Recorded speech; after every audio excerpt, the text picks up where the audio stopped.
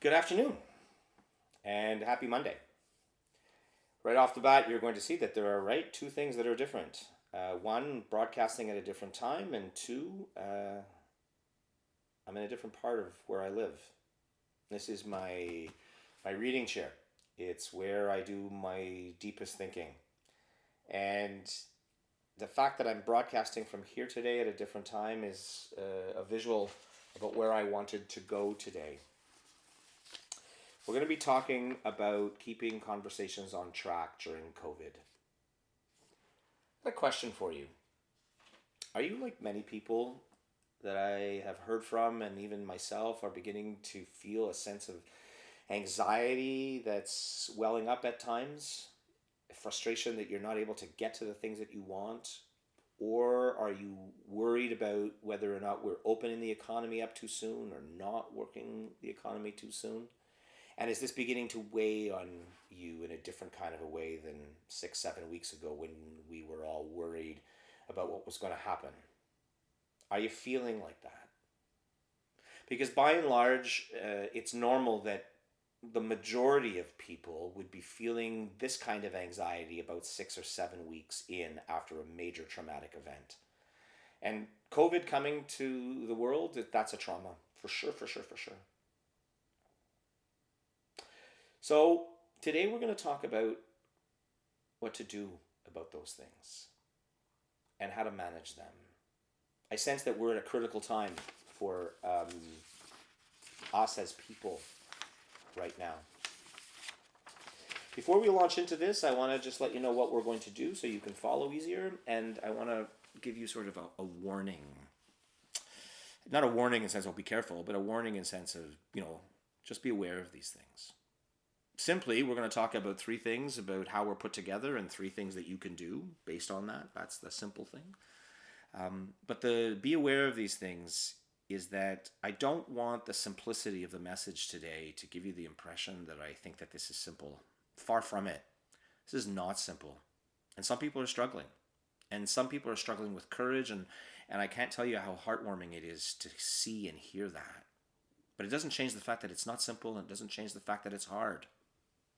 So tied to that, because I'm going to invite you into some conversations with yourself after this is over, I like to say, when you're going to have a conversation with yourself, remember to be polite. The simplicity of the message is not to tell us that somehow we're faulted or deficient. Far from it. It's to give us a starting point to find the beauty and the grace that lies within us. For you Bible types, this is inspired by Jesus going into the desert to find his faith. You can find it in Matthew, you can find it in Luke, you can find it on BibleGateway.com. Go read those stories and you'll see what we're talking about. Hopefully this will play out there.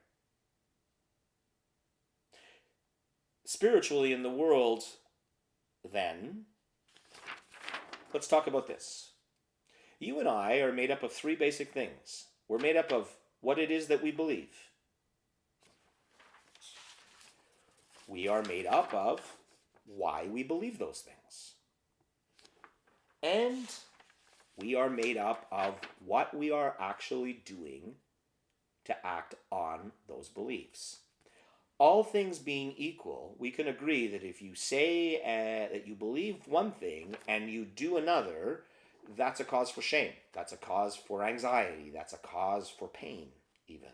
Or if you're being prevented from acting out on what you believe, that's a cause for trauma. Regardless, when you can't act, it's hard. And that's what we're feeling. And when you don't know how to act, that's hard. And that's what we're feeling. What are some of the coping mechanisms that we can build into, and habits that we can build into our routines that will help put those things back on track? The conversations that we have with ourselves and each other, the projects and the things that we want to get at. How can we put those things back on track? It's not going to solve everything, but how can we get on the road? Here are three things that are tied to what you believe, why you believe it, and what you're doing. The first is to designate certain areas in where you're living for certain things. Kind of like I moved from the TV studio to here, and we'll get that in a second.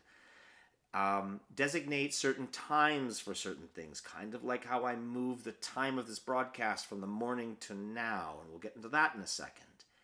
And to adjust your expectations. You'll see how these three things hold together.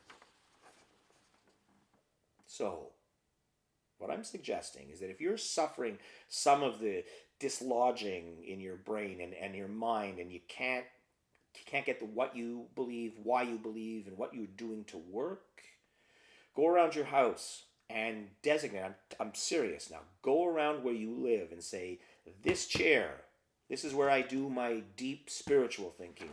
That chair over there, that's where I sit when I'm frustrated. That table, that's where I go to work. And if I don't feel like going to the office today, I'm not going to do my work from that table. I'll work from home by doing it at a different place in the house. I know it sounds funny, but the play acting part of it, it'll help make some structure sense. The same thing for time. If you get a waft of negative emotion about a certain topic, you might want to designate certain times going, you know what? I do my negative self-talk between 9 and 9:05 in the morning, and that's it. And if I'm going to 9:15, I've spent too much time on negative self-talk. But schedule it in. Schedule that time in.